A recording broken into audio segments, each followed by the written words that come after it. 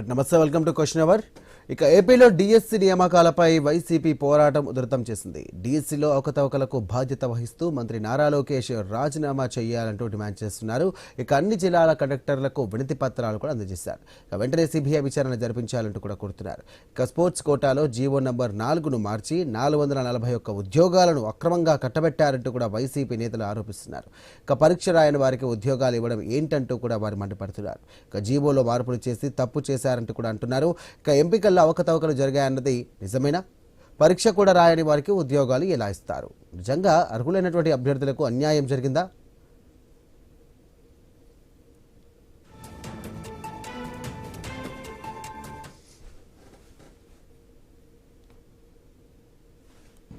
ఏమేం తప్పులు జరిగినాయి, దాని మీద సిబిఐ విచారణ చేయించాలి ప్రభుత్వం.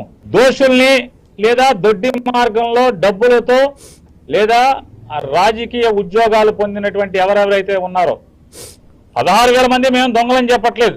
టీచర్ ఉద్యోగాలు పొందిన వాళ్ళందరూ నిజమైన నిజాయితీతో చదువుకున్నటువంటి టీచర్లతో పాటు దొంగలు కూడా దూరారు. దొంగ టీచర్లు కూడా వచ్చారు.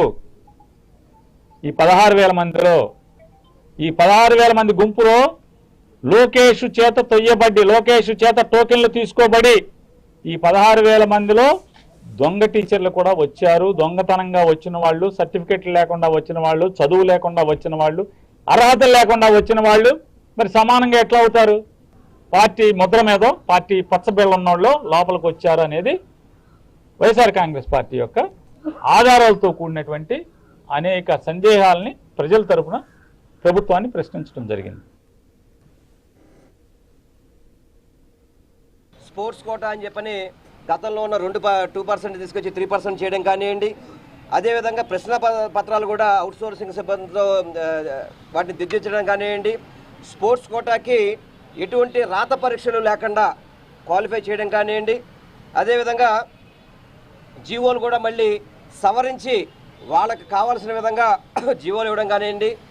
మీరు నిజాయితీ కనుక చేస్తుంటే సిబిఐ ఎంక్వైరీ చేయడానికి ఎందుకు వెనకబడుతున్నారు?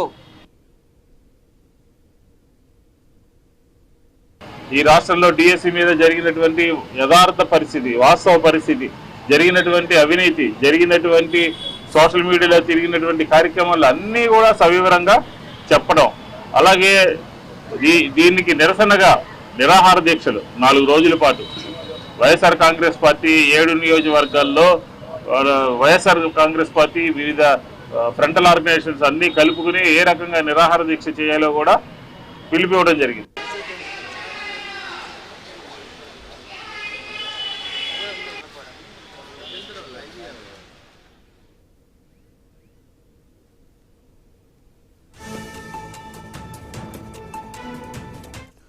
రైట్గా ఏపీలో డిఎస్సి నియామకాలపై వైసీపీ పోరాటం ఉధృతం చేసింది. డిఎస్సిలో అవకతవకలకు బాధ్యత వహిస్తూ మంత్రి నారా లోకేష్ రాజీనామా చేయాలంటూ కూడా డిమాండ్ చేస్తున్నారు.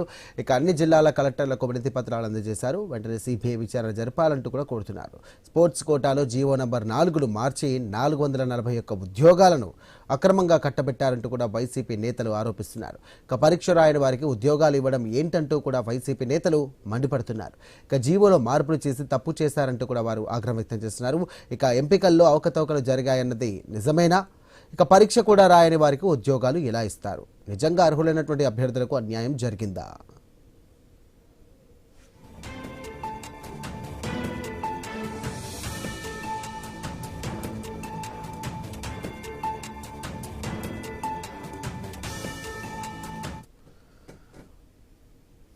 రైట్, ఇదే అంశానికి సంబంధించి మరిన్ని డీటెయిల్స్ అలాగే క్లుప్తంగా వివరించడానికి మా కొలీగ్ వంశీ న్యూస్ రూమ్ నుండి సిద్ధంగా ఉన్నారు. వంశీ, డిఎస్సి యొక్క అవకతవకలకు సంబంధించి కూడా గత 4-5 రోజుల నుండి కూడా మొత్తం మీద ఇటు వైసీపీ వర్సెస్ టీడీపీ అనే చందంగా మారుతుంది. ఏంటి అసలు ఏం జరుగుతోంది? నిజంగానే అక్రమాలు జరిగాయా? మరి ఇటు అధికార పక్షం ఏమంటుంది, ప్రతిపక్షం ఏమంటుంది? మొత్తానికి దీనికి సంబంధించి క్లారిఫికేషన్ ఏమైనా వచ్చే అవకాశం ఉందా? సాయి, మీరు చెప్తున్నట్టుగా ఆంధ్రప్రదేశ్లో డిఎస్సి వ్యవహారం రాజకీయ పార్టీల మధ్య వేడి పుట్టిస్తోంది. ఒకరిపై ఒకరు విమర్శలు ప్రతి విమర్శలు చేసుకుంటున్నారు. సో ఎక్కడికక్కడ మేము పారదర్శకంగానే నియామకాలు చేపట్టామని అధికార పక్షం చెప్తూ ఉంటే, మరోవైపు ప్రతిపక్షం మాత్రం ఖచ్చితంగా అవకతవకలు జరిగాయంటుంది. ఇక 441 ఉద్యోగాలను అక్రమంగా కట్టబెట్టారంటూ కూడా వైసీపీ ప్రధాన ఆరోపణ. ఇదే అంశంపై మనం చర్చిద్దాం. ఈ అంశంపై మనతో చర్చించేందుకు సత్యనారాయణ గారు, మనకు అందుబాటులో ఉన్నారు. అదేవిధంగా వైఎస్ఆర్సీపీ నుంచి విజయభాస్కర్ రెడ్డి గారు మనకు అందుబాటులో ఉన్నారు. విజయభాస్కర్ రెడ్డి గారు అండ్ సత్యనారాయణ గారు నమస్కారం అండి. నమస్కారం సార్. విజయభాస్కర్ రెడ్డి గారు, ఏంటి అసలు అంటే పారదర్శకంగా డిఎస్సిని నిర్వహించాం, పారదర్శకంగానే ఎక్కడికక్కడ అంటే ట్రాన్స్పరెంట్ గానే జాబుల భర్తీ అనేది జరిగింది అనేది మంత్రి నారా లోకేష్ చెప్తున్న వాదన. ఎటువంటి ఆరోపణలు లేవు, కావాలనే రాజకీయం చేస్తున్నారు వైసీపీ వాళ్ళు అనేది కూడా తెలుగుదేశం పార్టీ అదేవిధంగా కూటమి నేతలు చెప్తున్న మాట. సో ఏంటి అసలు ఏం జరిగిందంటారు డిఎస్సిలో? సార్, పెద్దలకి సత్యనారాయణ గారికి, వంశీ గారి తమరికి, ప్రేక్షకులకి ధన్యవాదాలు తెలియజేస్తూ, ముఖ్యంగా డిఎస్సి ఎగ్జామినేషన్ 16,000 పోస్టులు ప్రభుత్వం అనౌన్స్ చేసింది. అనౌన్స్ చేసిన తర్వాత స్పోర్ట్స్ కోటాలో 2% ఇవ్వాల్సింది ప్రత్యేకమైనటువంటి జీవో ఇచ్చి దాన్ని 3%గా చేశారు. సరే, ప్రభుత్వం వాడదు కాబట్టి చేసుకున్నారు, మేము కాదనట్లేదు. కానీ అసలు DSC rules regulations return exam పెట్టాలా, రిటర్న్ ఎగ్జామ్ లో క్వాలిఫై అయినటువంటి వాళ్ళకి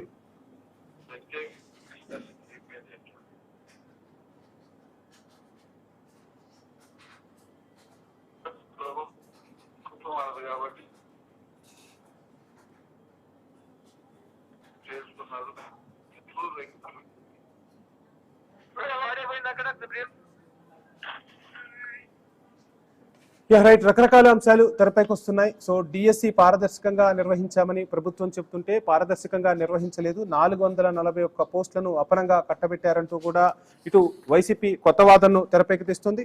జీవో మార్చి స్పోర్ట్స్ కోటాలో అక్రమాలకు పాల్పడ్డారనేది వైసీపీ మరో ఆరోపణ. రకరకాల అంశాలు తెరపైకి వస్తున్నాయి. నియామక ప్రక్రియలో నిజంగానే పారదర్శకత లోపించిందా? ఎక్కడికక్కడ ట్రాన్స్పరెంట్ గా ఉద్యోగాల భర్తీ చేస్తామని చెప్తున్న ప్రభుత్వం ఎందుకు నియామకాల్లో ఈ ఆరోపణలను ఎదుర్కొంటుంది అనేది కూడా జరుగుతోంది. ఇంకా ఒక విస్తుగొలిపే విషయం ఏంటంటే పరీక్ష రాయని అభ్యర్థులకు కూడా ఉద్యోగాలు ఇచ్చారనేది అటు వైసీపీ ఆరోపిస్తున్న ప్రధాన ఆరోపణ. నిజంగానే ఆ విధమైన పరిణామాలు జరిగాయి. సత్యనారాయణ గారు ఏం చెప్తారు? Good evening sir. డిఎస్సి విషయంలో ప్రభుత్వం ఎప్పుడో ప్రకటించింది, మెగా డిఎస్సి కింద 16,000 ఉద్యోగాలు మేము ఇస్తున్నామని చెప్పేసి కూటమి ప్రభుత్వం ప్రకటించడం జరిగింది. ఆ రోజు నుంచి ఈ రోజు వరకు కూడా ఏ విధంగా ఇటువంటి నియామకాలను అడ్డుకోవాలని చెప్పేసి వైసీపీ కుట్రపూర్వకమైనటువంటి రాజకీయాలు చేసుకొస్తూనే ఉన్నారు. ఎందుకు చెప్తున్నానంటే కుట్రపూర్వక రాజకీయాలు తెలుగుదేశం పార్టీ ఆవిర్భావం నుంచి ఈ రోజు వరకు కూడా టీచర్స్ విషయంలో పోస్ట్స్ ఇవ్వడం అనేది తెలుగుదేశం పార్టీ హయాంలోనే జరుగుతూ వచ్చింది. వాళ్ళ నాన్నగారు కానీ జగన్మోహన్ రెడ్డి గాని ఒక్క టీచర్ ఉద్యోగం కూడా భర్తీ చేసినటువంటి దాఖలాలు ఆయన పరిపాలనలో లేదు. ఇక స్పోర్ట్స్ కోటాలో 2% ఎలిజిబుల్ ఉన్నటువంటి ప్రతి వారికి కూడా స్పోర్ట్స్ కోటాలో కూడా ఉద్యోగాలు ఇవ్వడం జరిగింది. అందులో ఎవరన్నా అక్రమాలు జరిగాయంటే ఖచ్చితంగా వాళ్ళు వాటి కోర్టుకి వెళ్ళి ఉండేవారు. ఖచ్చితంగా ఆ లిస్టు చూసుకుని అందులో అవకతవకలు జరిగితే ఏదో ఆరోపణ చేయాలని చెప్పేసి ఆరోపణ చేయడం తప్ప వైసీపీ మరేమీ కాదు.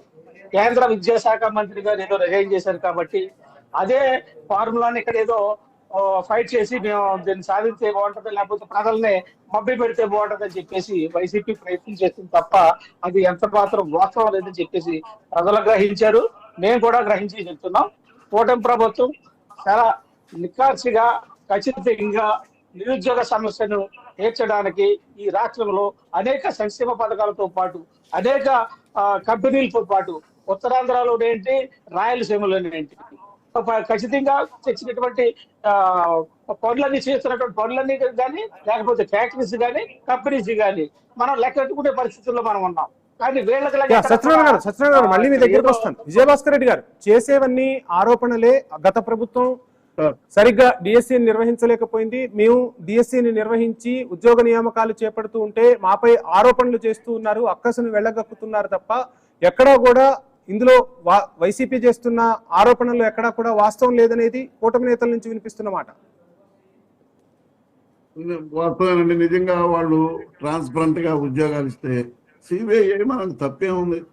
సిబిఐ విచారణకి ఇస్తే మీరు ట్రాన్స్పరెంట్ గా చేసిందనేది సిబిఐ చెప్పుద్ది కదా.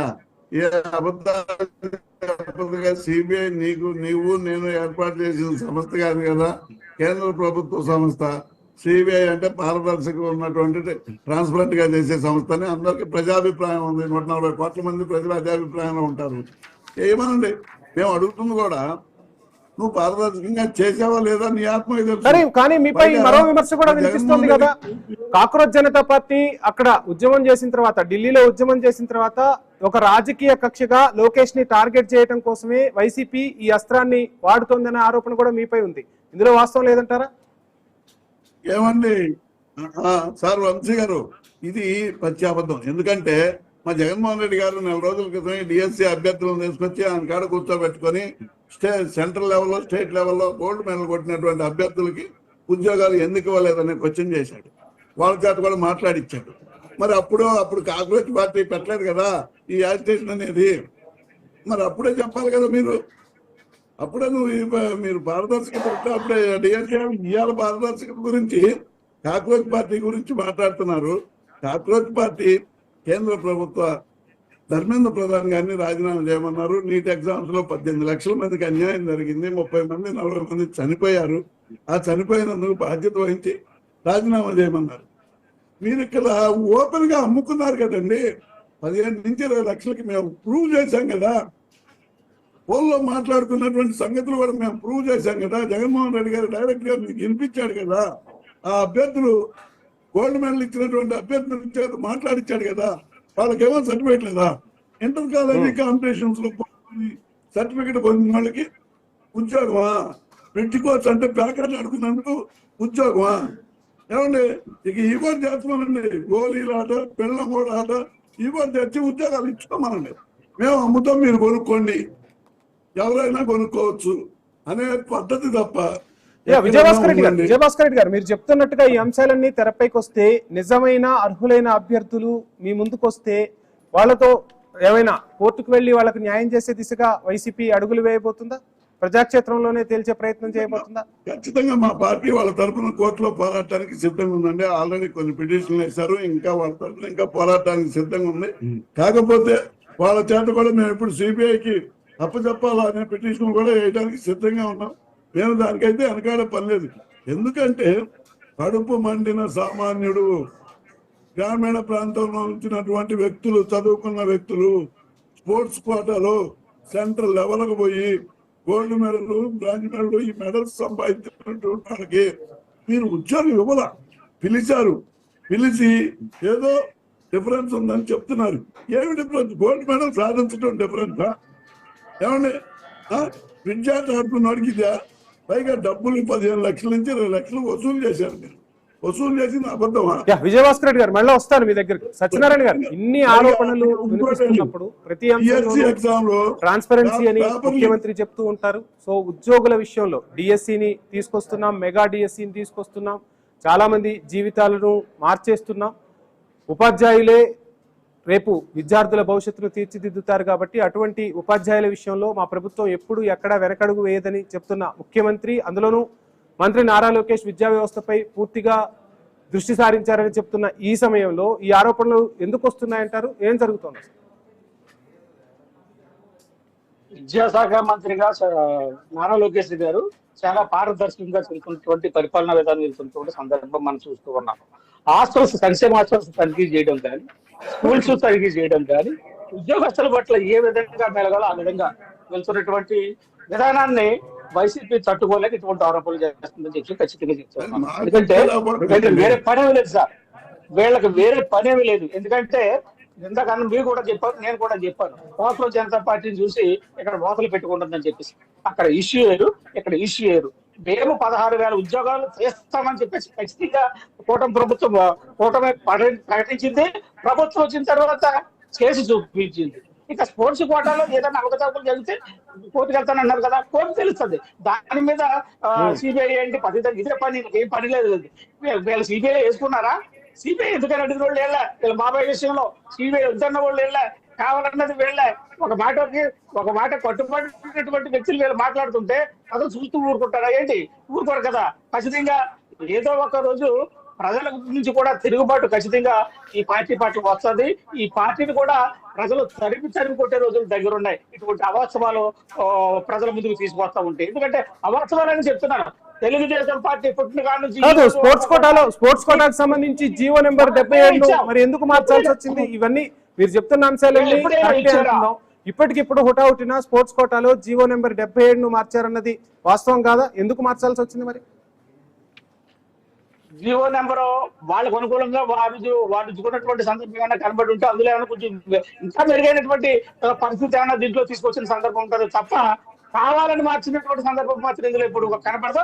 అది తెలుగుదేశం పార్టీ సరఫరాలు లేదు.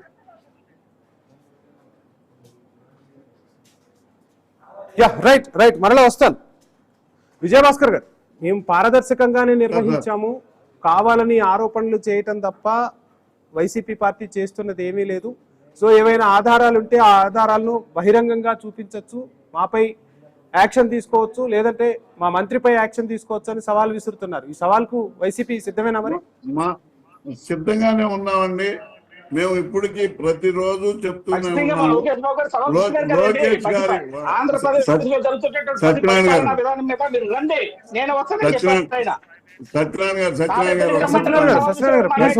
మాట్లాడినవ్వండి చూద్దాం. చెప్పండి. ప్లీజ్ మీకు సమయం ఇస్తాను సార్, నేను మీకు సమయం ఇస్తాను, ఖచ్చితంగా మీరు మాట్లాడుతున్నారు. సమయం ఇస్తాను, మీ పాయింట్ సమయం ఇస్తాను. లోకేష్ గారి సవాళ్ళకి మేము సమాధానం చెప్పడానికి సిద్ధంగా ఉన్నాం. అయితే జగన్మోహన్ రెడ్డిని రమ్మంటే చంద్రబాబు నాయుడు గారిని రమ్మంటే మా జగన్మోహన్ రెడ్డి గారు వస్తారు. ఈయన లోకేష్ గారు ఒక విద్యాశాఖ మంత్రి, మా మాజీ మంత్రులు ఎవరైనా సమాధానం చెప్పడానికి సిద్ధంగా ఉన్నారు. లేకపోతే 38 సంవత్సరాల సీనియారిటీ ఉన్న న్యాయవాది నేనైనా ఎక్కడికి రమ్మంటే అక్కడికి వస్తాను. లోకేష్ గారు ఇంటికి రమ్మన్నా వస్తాను, వాళ్ళ ఇంట్లో చర్చ పెడతామంటే పెడదాం, తప్పేం లేదు. కాకపోతే అవకతవకలు జరిగినాయా లేదా అనేది మేము స్పష్టంగా రుజువు చేశాం. మీ ముందు మీడియా ఉంచాం. మీడియా మొత్తం దాన్ని కోడై కూసింది. అవకతవకలు జరిగినాయా లేదా అనేది ఆన్లైన్లో ఫోన్లో మాట్లాడిన బేరసారాలు కూడా చూపించాం. ఇంకా అవకతవకలు జరగలేదు. ఓకే, లోకేష్ గారే కరెక్ట్, సిబిఐ ఎంక్వైరీ చేయమనండి, తప్పే ఉంది, మేము కాదంటలేదు కదా. ఫైనల్ గా ఏం చెప్తారు? ఈ డిఎస్సి నియామకాలపై వైసీపీ పోరాటం చేయబోతుందా, ఆరోపణల వరకే ఆగిపోబోతుందా? ఖచ్చితంగా దీని మీద మేము పోరాటానికి సిద్ధంగా ఉన్నాం.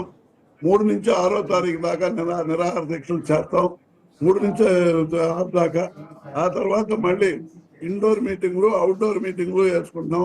10వ తారీఖు భారీగా ర్యాలీ చేస్తాం. విద్యార్థులకు కానివ్వండి ప్రభుత్వం ఎప్పుడు న్యాయం చేయటం లేదు. ఎందుకంటే 3,000 రూపాయలు ప్రతిష్టానంది ఇంతటికి లేదు. ఆ ఫీజు రియంబర్స్మెంట్ నిన్ననే కదండి రేవంత్ రెడ్డి గారు చెప్పాడు. 10,000 కోట్లు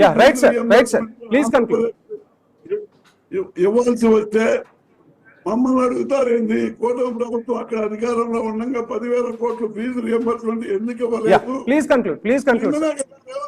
చెప్పింది. మీకు పారదర్శక చుట్టూ సిబిఐ ఎంక్వైరీ రాజీనామా సంగతి నువ్వు ఉంచుకో, నీ ఉద్యోగం నువ్వు ఉంచుకో, నేను కాదను. సిబిఐ ఎంక్వైరీ అయ్యండి.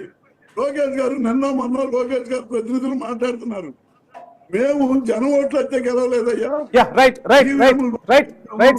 సత్యనారాయణ గారిని అడుగుతాం.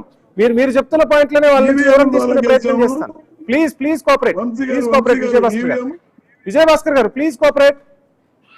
సత్యనారాయణ గారు ఫైనల్ గా ఏం చెప్తారంటే, మంత్రి లోకేష్ పై విమర్శలు వస్తూ ఉన్నాయి. డిఎస్సికి సంబంధించి పరీక్షా విధానం దగ్గర నుంచి అదేవిధంగా నియామకాల సంబంధించి కూడా ఆరోపణలు వస్తున్నాయి.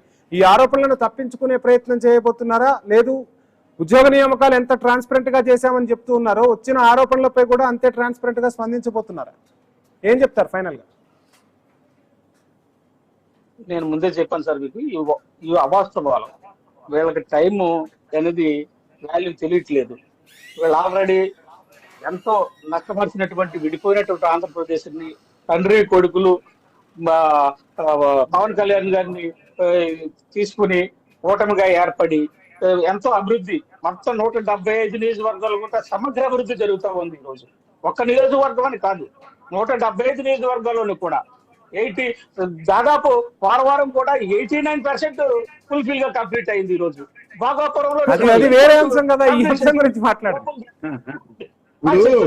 ఇటువంటి విషయాలన్నీ కూడా పట్టుకోలేక తాడికొండలో ఉన్నటువంటి 20 గ్రామాలకి 50,000 కోట్లు పెడితే 175 ప్రజలను మభ్య పెడుతూ ఏదో మేము ఉన్నాం ప్రయత్నం చేసే ప్రయత్నం తప్ప ఇది అవాస్తవాలను కూడా వాస్తవం కింద చూపించే ప్రయత్నం చేస్తున్నారు తప్పలో అందులో వాస్తవం లేదని చెప్పేసి విజయభాస్కర్ గారు, థ్యాంక్ యూ సత్యనారాయణ గారు. చూద్దాం, ఆంధ్రప్రదేశ్ లో డిఎస్సి వివాదం చిలికి గాలివానలా మారుతోంది. అధికార ప్రతిపక్షాల మధ్య మాటల యుద్ధం అయితే కొనసాగుతోంది. లోకేష్ రాజీనామా చేసే వరకు విడిచిపెట్టే ప్రసక్తే లేదని ప్రతిపక్ష పార్టీ వైఎస్ఆర్సీపీ అంటుంటే, సో ఎక్కడ అవినీతి జరగలేదు, పారదర్శకంగానే పరీక్షలు నిర్వహించాం, పారదర్శకంగానే నియామకాలు జరిపామంటోంది తెలుగుదేశం పార్టీ. రాబోయే రోజుల్లో ఈ డిఎస్సి అంశం రాజకీయంగా ఏ మలుపు తిరగబోతుందో వేచి చూద్దాం. ఇది వాళ్ళ క్వశ్చన్ అవర్. Stay tuned.